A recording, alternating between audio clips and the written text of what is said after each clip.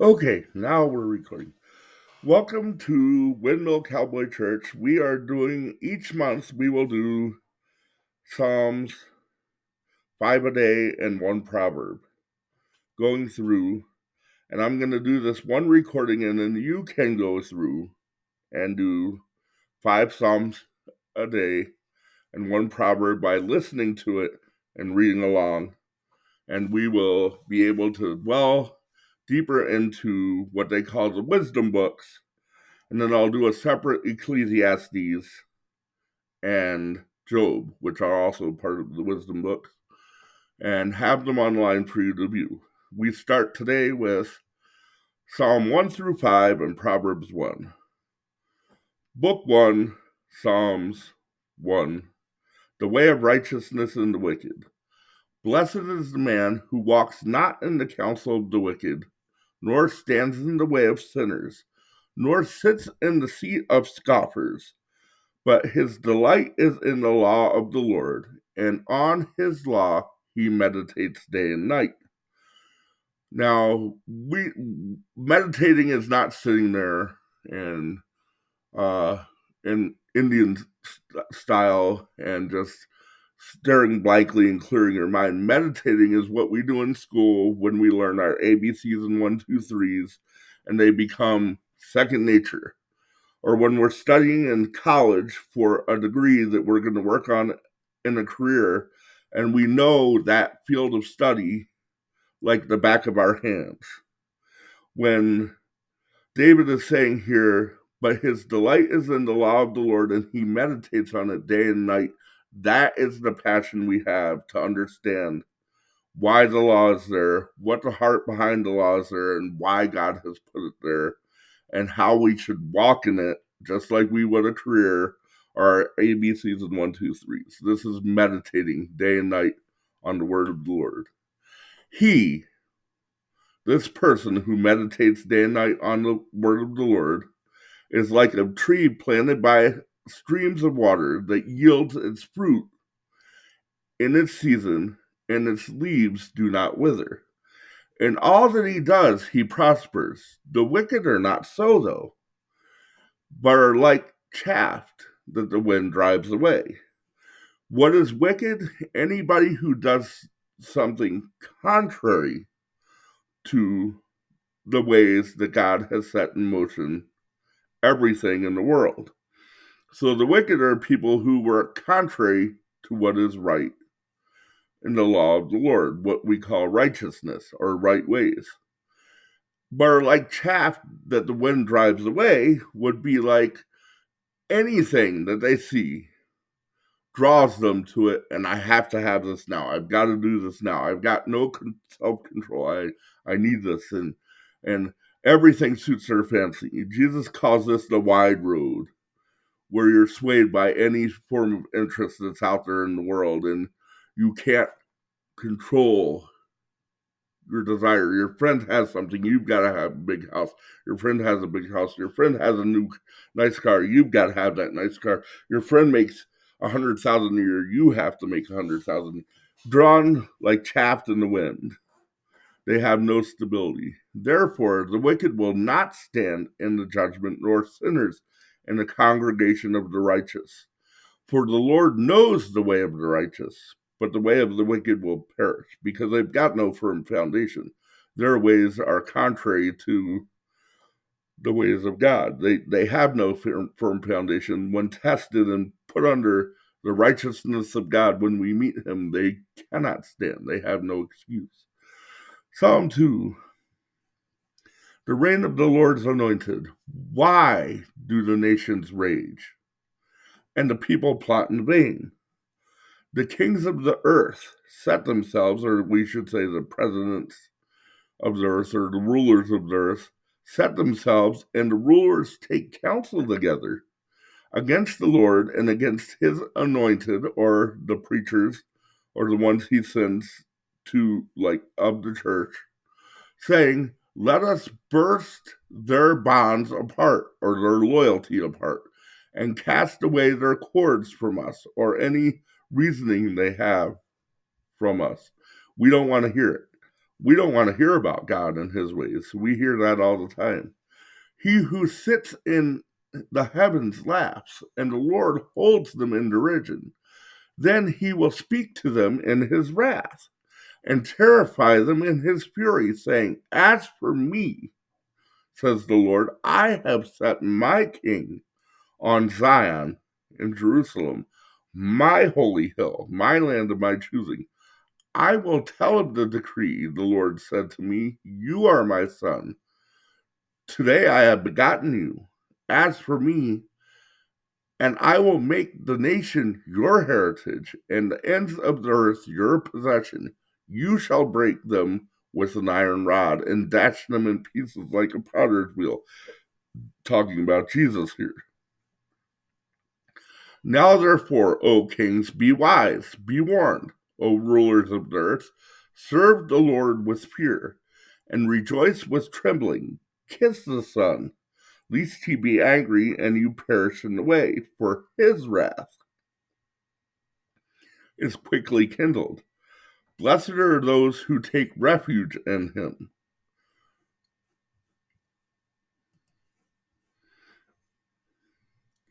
Save me, O God.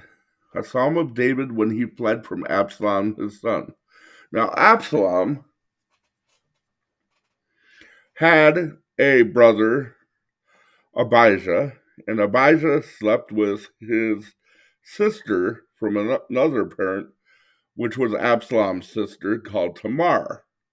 And Absalom was kind of mad about this, went to David, and David didn't do what he should have done as a father. And so Absalom, later on, about 4 years, went to Abijah's house and kind of put him to death. And because of this, David was kind of distraught, and Absalom fled to one of the towns of refuge. And he was there for many years. And one of David's men, I think it was Joash, don't quote me there, but I think it was Joash, sent to David and said Absalom wants to come home. So David said, okay, Absalom can come home. But he never met with him. So Absalom became bitter and wanted to see David. And David just wouldn't see him. We don't know why. So Absalom went to outside the gate where the king's house was, where he met with people to solve their problems. And everybody who had a problem, Absalom would meet outside the gate and he would solve their problems. Come to me. The king's too busy. Come to me. I'll solve your problems. And he did this for a span of, I think it was about 30 to 40 years. He did this and won the favor of the people. He was very popular, and he set himself up as king and threatened David's rightful place as king. And David had to flee. So that's what's going on here. And this is David's speaking to the Lord while all this is going on, and he has to flee from his home. And he says, "O Lord, how many are my foes? How many are rising against me? Many are saying of my soul, there is no salvation for him in God. But you, O Lord, are a shield about me, my glory and the lifter of my head. I cried aloud to the Lord, and he answered me from his holy hill. I laid down and slept. I woke again, for the Lord sustained me. I will not be afraid of many thousands of people who have set themselves against me all around. Arise, O Lord, save me, O God, for you strike all my enemies on the cheek. You break their teeth, the teeth of the wicked." That means he basically turns their cheek. And breaking the teeth means their words come to naught. People uncover the truth behind their words. They know they're telling falsehoods. Salvation belongs to the Lord. Your blessings be on your people. So God, he's saying, I know you'll protect me. Even though they're telling lies, I know they'll be uncovered, and you will turn their lies around to all the people that they've spoken them to. Psalms 4. Answer me when I call. Answer me when I call, O God of my righteousness, which means he's working in his righteousness is not his own. God is sustaining his righteousness. You have given me relief when I was in distress. Be gracious to me and hear my prayers. O men, how long shall my honor be turned into shame? How long will you love vain words and seek after lies? But know that the Lord has set apart the godly for himself. The Lord hears when I call to him. Be angry and do not sin, the Lord says to David. Ponder in your own hearts on your beds and be silent. Offer right sacrifices and put your trust in the Lord. Offer right sacrifices means don't give bad, malicious offerings. I did this in the name of God, like the Crusades. We went out and we brought down nations by wars in the name of God. That's not right sacrifices. Or the martyrs, the Catholic Church and the martyrs, that was not right sacrifices to God, not right deeds in God's name. There's a whole bunch of atrocities that they were not right sacrifices in the name of God. But put your trust in the Lord, that he will be your head in the battle, and he will overcome with you and by you and for you. There are many who say, will you show us some good? Lift up the light of your face upon us, O Lord. You have put more joy in my heart, David says, than they have when their grain and wine abound. In peace I will both lie down and sleep, for you alone, O Lord, make me dwell in safety. Psalms 5. Lead me in your righteousness. Give ear to my words, O Lord. Consider my groanings.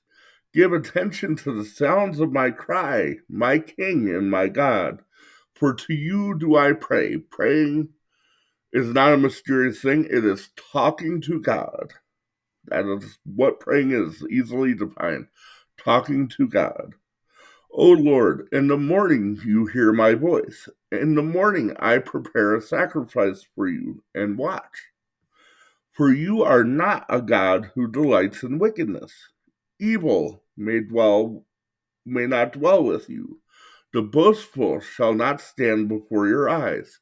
You hate all evildoers. You destroy those who speak lies. The Lord abhors the bloodthirsty and deceitful man.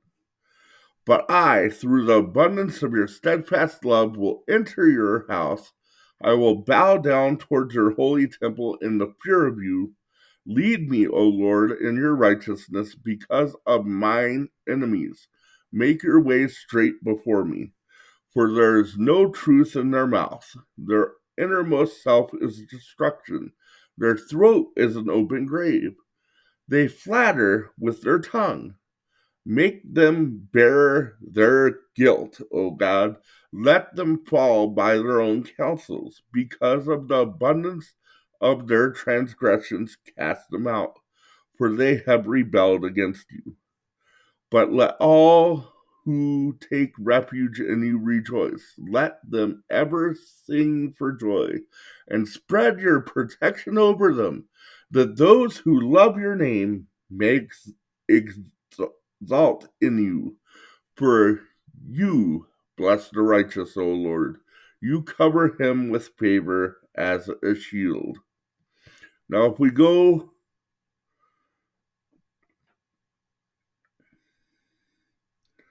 up here,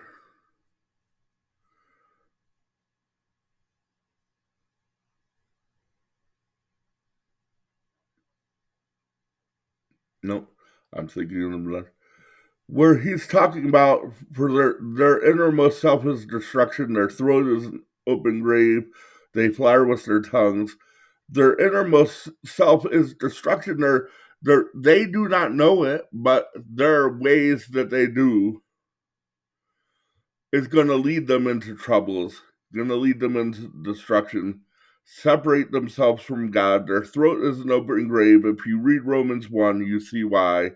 Their throat is an open grave because their very deeds that they are doing are going to lead them into eternal destruction, damnation, and pain and suffering. Even though we're not seeing it now, eventually our deeds that separate us from God do lead us into eternal destruction.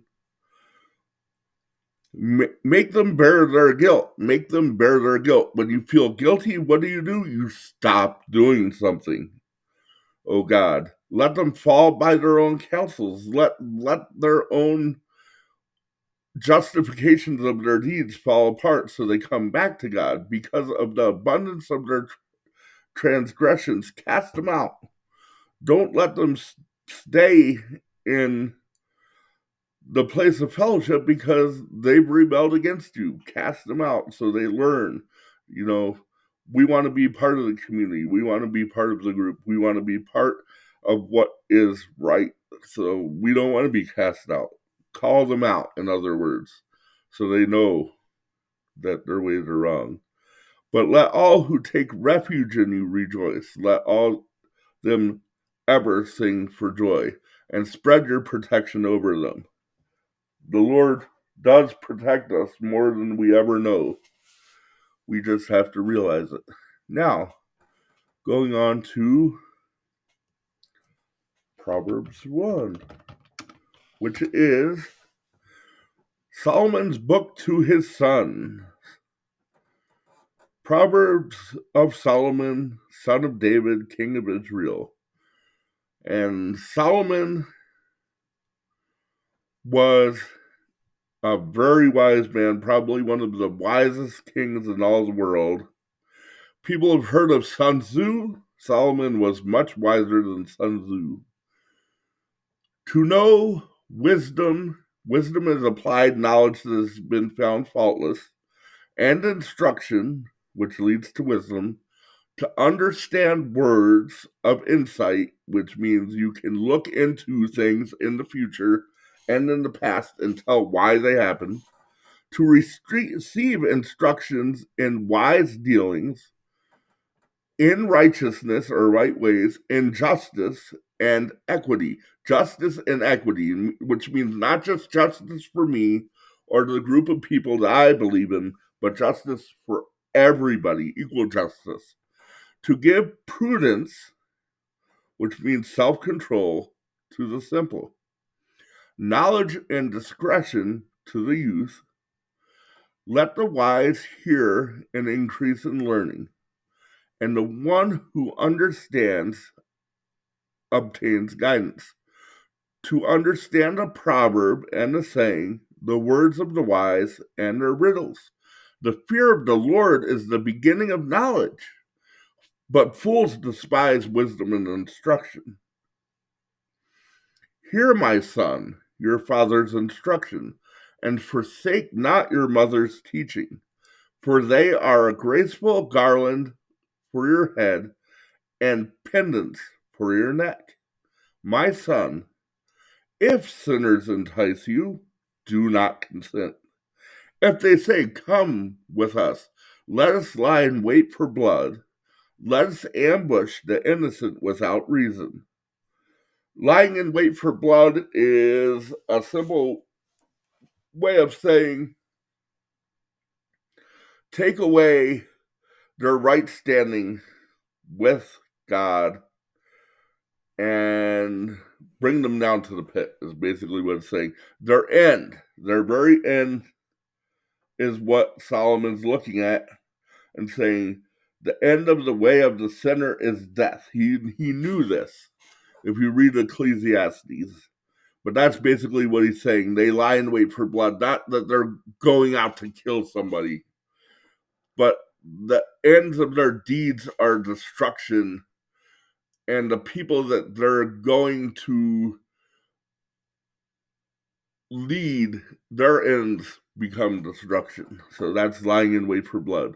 Like Sheol or the grave, let us swallow them alive, bring them down with us, and whole, like those who go down to the pit. We shall find all precious goods, and we shall fill our houses with plunder. Throw in your lot among us, and we will all have one purse.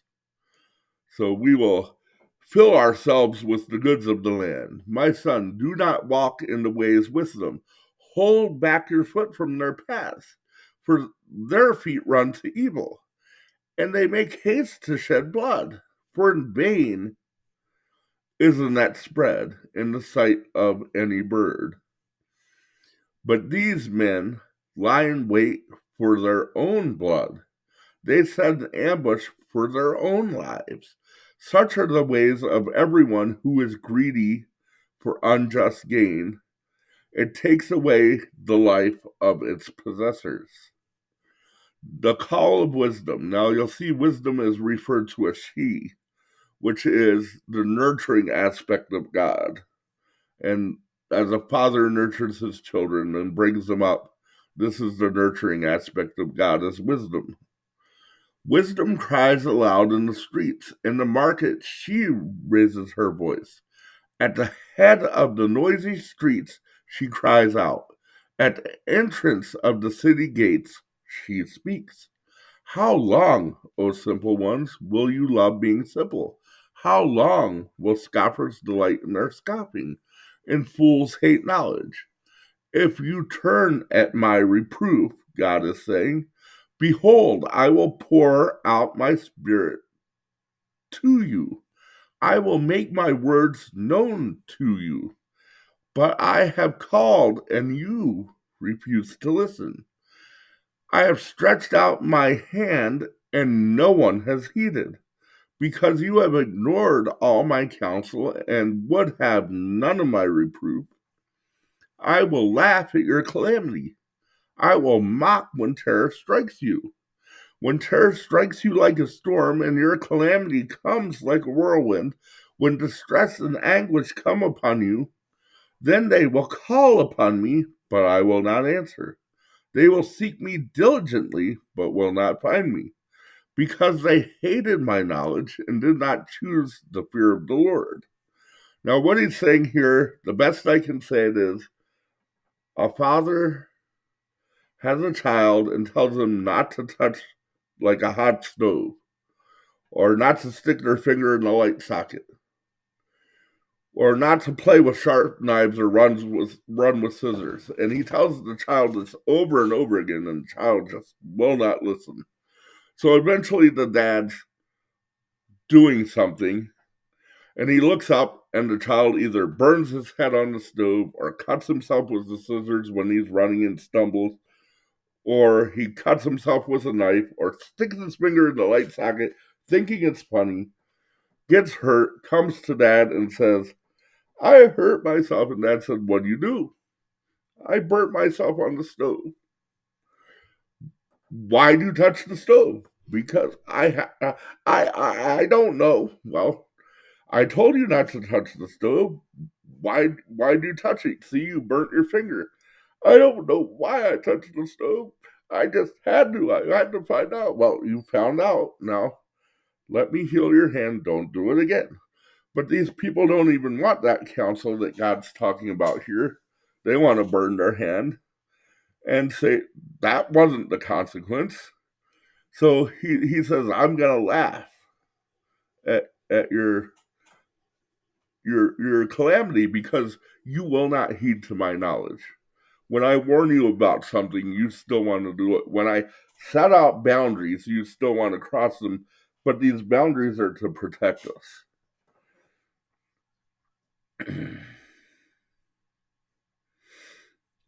Because they hated knowledge and did not choose the fear of the Lord, would have none of my counsel and despise all my reproof, therefore they shall eat the fruits of their ways and have their fill of their own devices. For the simple are killed by their turning away, and the complacency of fools destroys them. But whosoever listens to me will dwell in security and will be at ease without dread of disaster. So there is Psalms 1 through 5 and Proverbs 1. We will see you tomorrow. Have a good night. God bless you. Jesus keep you. Amen.